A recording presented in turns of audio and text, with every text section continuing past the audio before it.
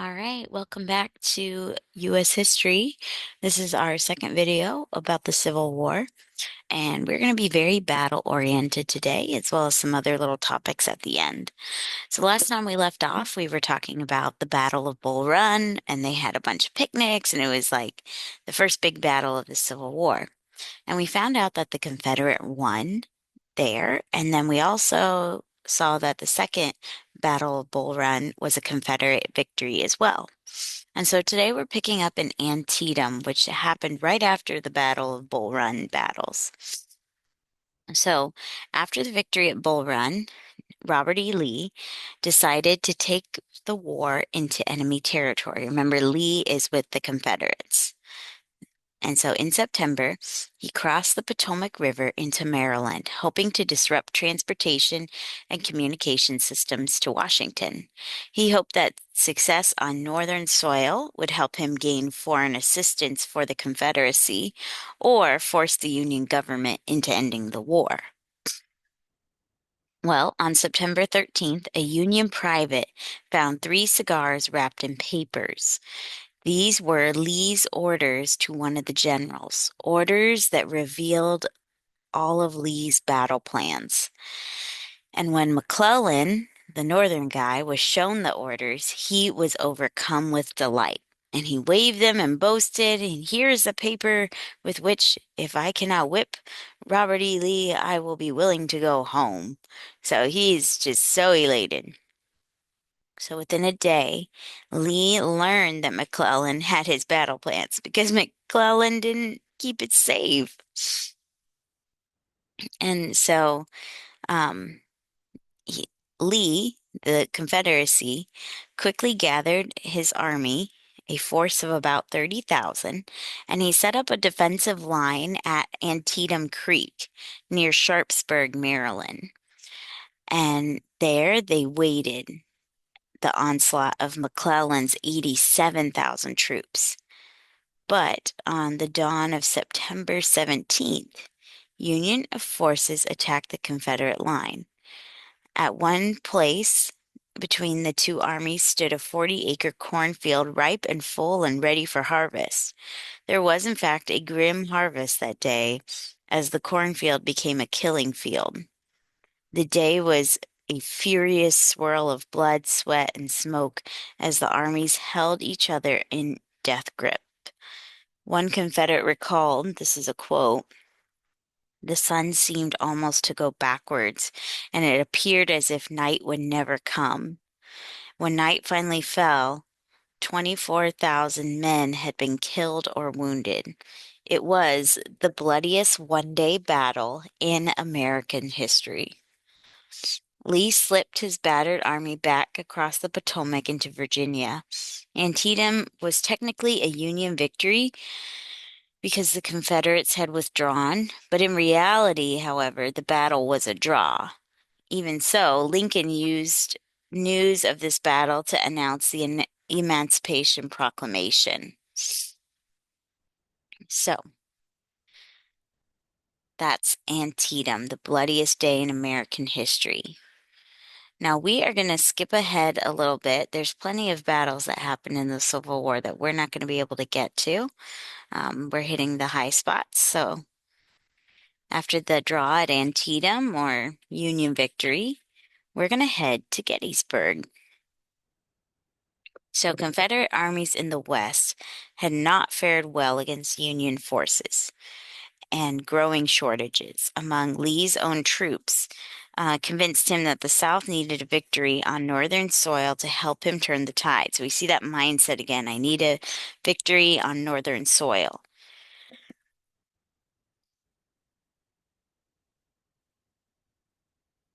Excuse me. So in late June, the Confederate Army marched through Maryland into Pennsylvania and shielded from the view of the Union Army by Stuart's cavalry. Lee was careful to order his men not to destroy private property or molest citizens. The citizens were surprised to see that the lean soldiers who had so often put the Union army to flight were poorly clothed and equipped, and many of them were barefoot. Neither side chose Gettysburg, Pennsylvania as the site for their major battle. On June 30th, an advance party of Confederates neared the town and clashed with an advance unit of Federals under the command of General George Meade.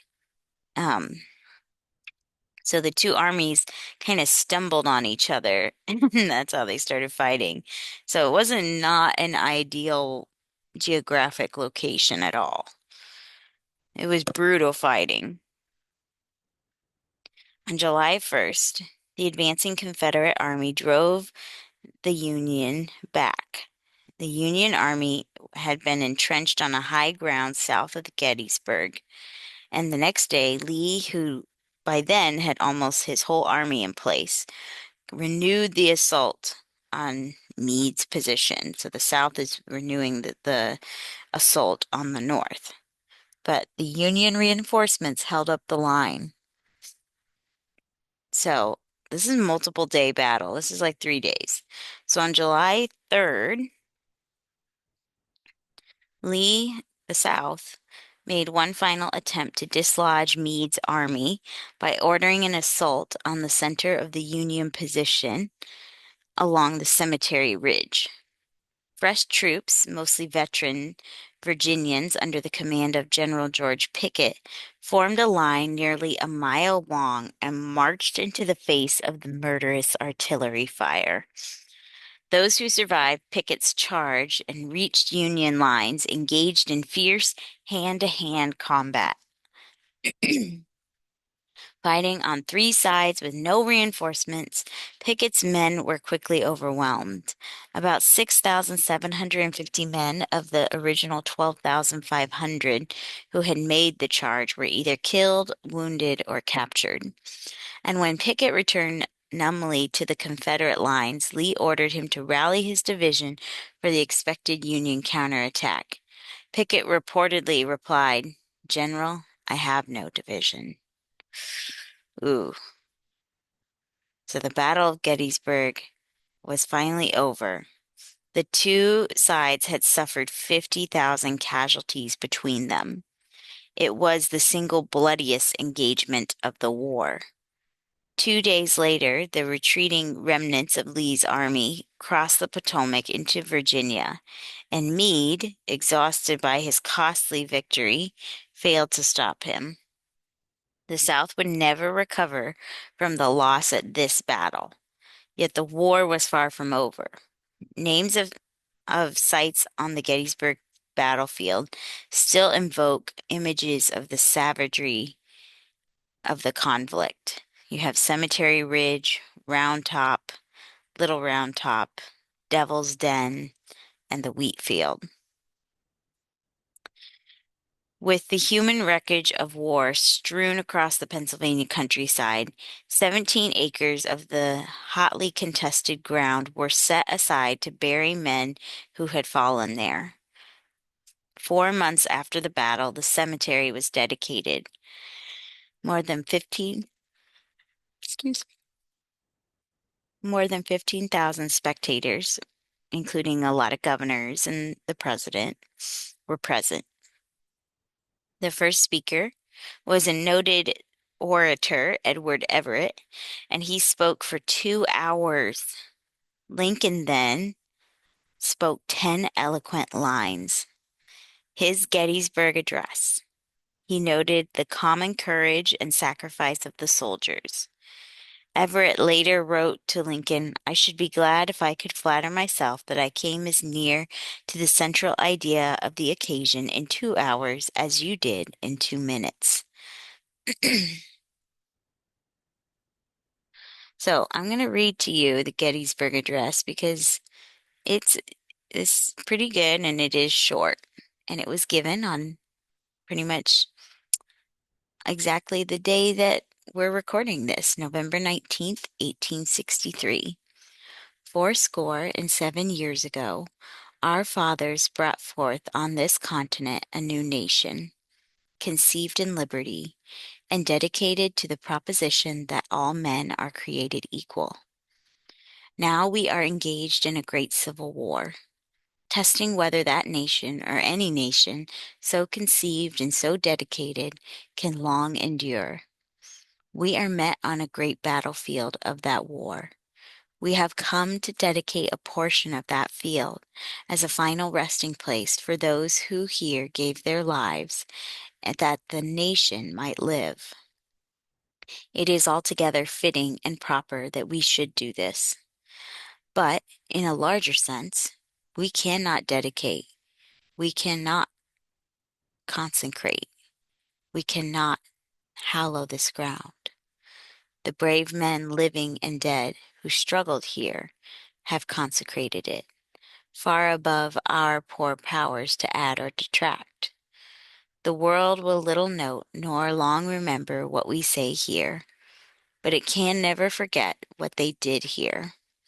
It is for us, the living, rather to be dedicated here to the unfinished work which they who fought here have thus far so nobly advanced. It is rather for us to be here dedicated to the great task remaining before us, that from these honored dead we take increased devotion to that cause for which they gave their last full measure of devotion, that we were highly resolved, that we here highly resolve that these dead shall not have died in vain, that this nation, under God, shall have a new birth of freedom, and that government of the people, by the people, for the people, shall not perish from earth. Mm, powerful words. So, we're going to get into Civil War culture a little bit. The last thing that you need to know about the battles is um, the Appomattox Courthouse is where the Confederate finally um, admitted defeat, and they came up with the plan for post Civil War, the Appomattox Courthouse.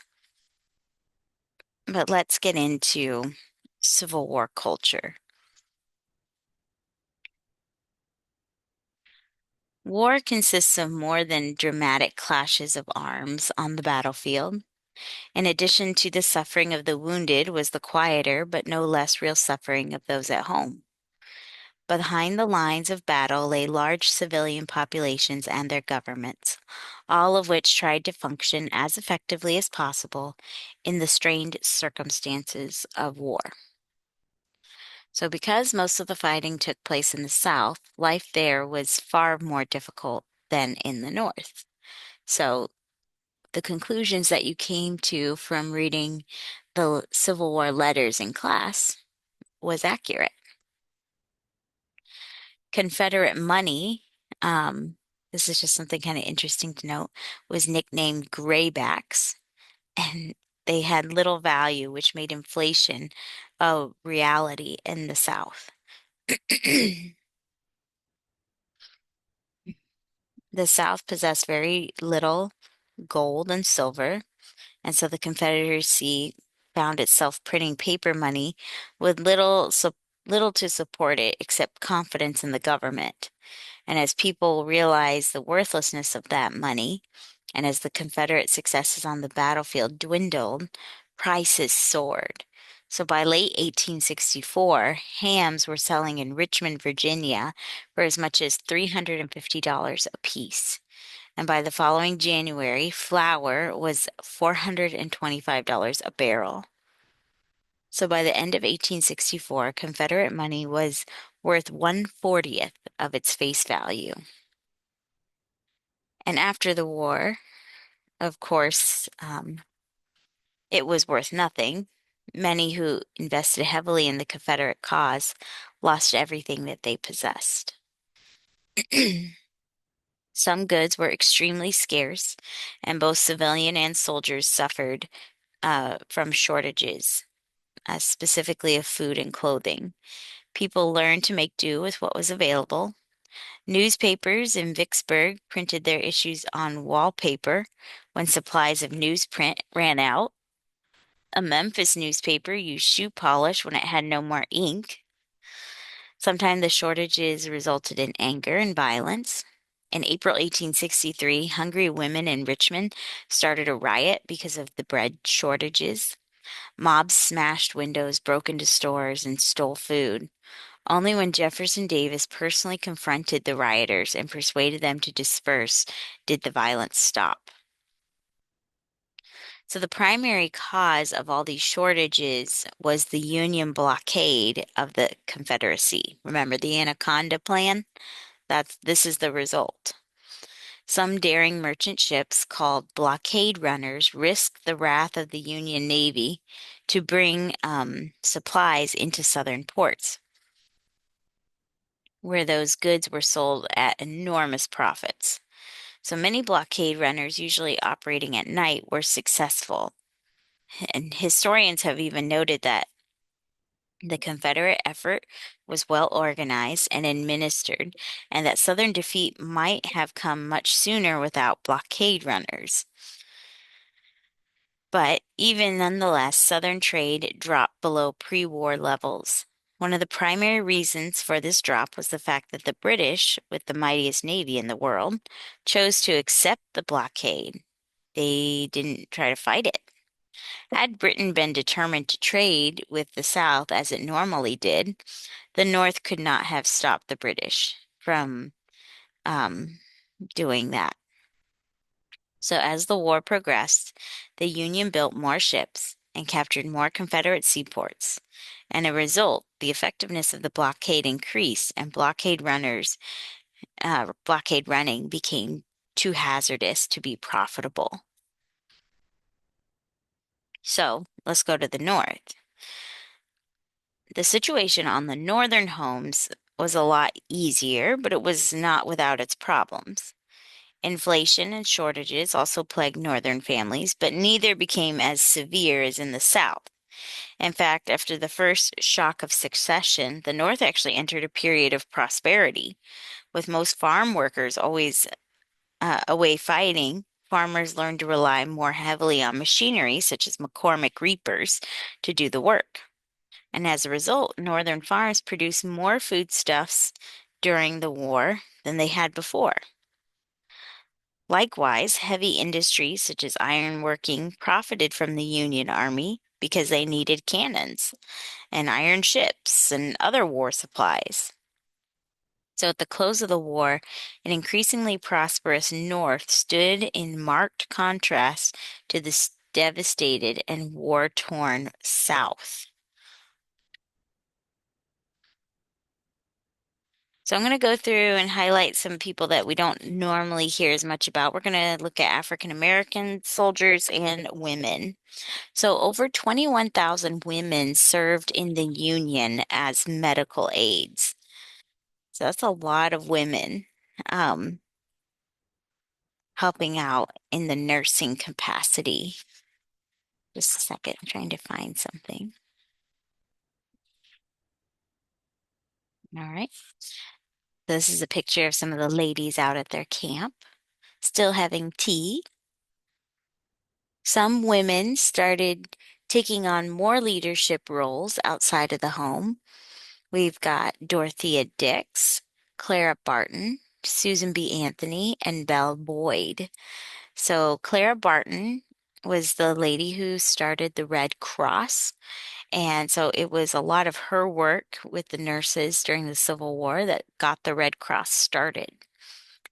Dorothea Dix and Susan B. Anthony were leading suffrage movements for women at the time. And so this is the right to vote. So even back in the 1860s, we see the right to vote movement for women really getting cultivated and being advocated for. And Susan B. Anthony and Dorothea Dix were the main two ladies at this time that were advancing that cause. And then we also see some women like Belle Boyd. Belle Boyd um, was a Confederate spy and gave her secrets to Robert E. Lee and Stonewall Jackson and such. So sometimes they were also part of espionage. So those are some unique, different types of roles that women played during the Civil War. Also, some normal women, and some of them we don't even know their names, were fighting in the battle themselves. They disguised themselves. So 1,000 women disguised as men to just so that they could get involved with the fight. And this was both sides. So they wanted to do their duty and contribute more to the war effort. So you can see like how this lady, like what her disguise looked like. So we kind of have some Mulans here. Um, and it was happening on both sides of the war. Now, we need to step into government policy here for a minute because it's important that you know what habeas corpus is. Habeas corpus is a Latin term for produce the body, like have proof of the crime that was committed. Like if you say someone murdered somebody, produce the body, show me who they murdered. That's habeas corpus. So why would this be a big deal in the Civil War? Well, nearly 4,000 people were arrested during the Civil War. Even though most were never jailed or charged with any specific crime, some of them were jailed. Um, Not all of them, but some were. And it was this these arrests, these 14,000 arrests, came from the president's office. And he didn't want anybody printing any type of newspapers or anything in the Union in the North Side that said that the Union was not doing things like they should, or that the Confederate maybe was right and valid on certain points. He didn't want any of that in the newspapers because he wanted such a like united effort to make the Union stay. And so even though we're supposed to have freedom of speech and you should be able to print that type of thing, um, this is a rarity, but we see that kind of Lincoln, this is a bad rap against him historically. Lincoln suspended your right of habeas corpus when it came to freedom of speech. And he jailed and arrested 14,000 people for printing things that he did not want out in public or that he didn't agree with for a limited time. And it did stop at the end of the war, but it is still a violation of rights. We also need to look at the African American soldiers. So as the war began, neither side took African American men to the fight. But as the war got worse, both sides grew desperate. And so at the end of the war, 10% of the Union Army was African American. And it was very rare for African Americans to be enlisted in the Confederacy, but 10% um, in the Union. So I'm going to pause here for a second. This is our last slide. Let me give you a fuller story of what was also happening within the African American dynamic. After the Emancipation Proclamation, or what I should say is what Lincoln did in the Emancipation Proclamation was he freed all of the slaves in the South. Now think about that. There were still slaves in the North. He didn't touch them there. Now, the reality was that technically Congress should be the one to say that the laws were illegal, right? Like the state should not have slavery. But it takes a lot of time to get things done in Congress. And Lincoln knew that he was in charge of the military. And technically, the South was military jurisdiction since they were in a time of war. And the Union military was there and winning and everything. So this was a very political savvy move of Lincoln technically what should have been Congress's right and job to free the slaves in the South and the North. Lincoln took it upon himself because he was the commander in chief of the military and freed all the slaves in the South so that they would come join his efforts in the North. And he did it under the guise of, well, this is military territory. I'm the leader of the military, therefore I can say that these slaves no longer are slaves. Hmm, trickery. But he couldn't do it in the North because there really wasn't as much fighting there, and like that was still Congress's jurisdiction.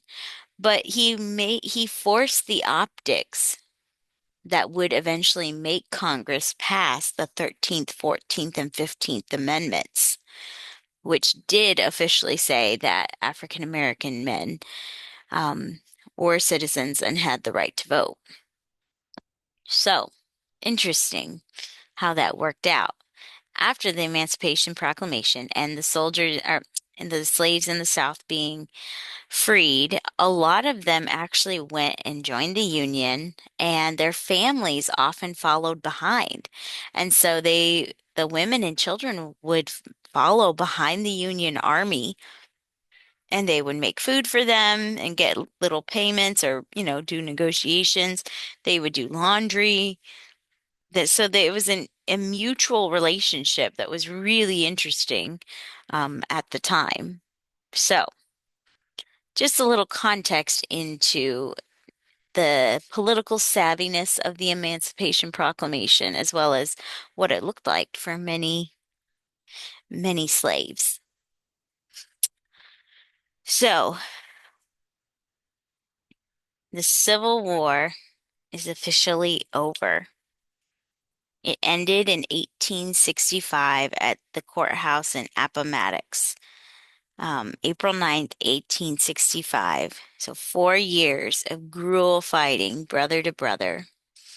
And that was the end of the Confederacy. However, the bitterness of the war would linger on. I'm going to read to you Jefferson Davis's last address to his citizens. So Jefferson Davis was the president of the Confederacy or the Southern states. In Jefferson Davis's last address to his beleaguered citizens in a final desperate days in April, he wrote this: "Let us not then despond, my countrymen, but rely on the never failing mercies and protecting care of our God. Let us meet the foe with fresh defiance, with unconquered and conquerable hearts." But as he wrote these words, much of the South lay in ruins. But as it was an it was an impoverished land of widows and orphans, where many were nursing the wounds of war, and ahead of the country is going to lay a long and difficult road of national healing. All right, guys, that's all I have for you today. This is your last video before Thanksgiving break, so have a great break. I'll see you later.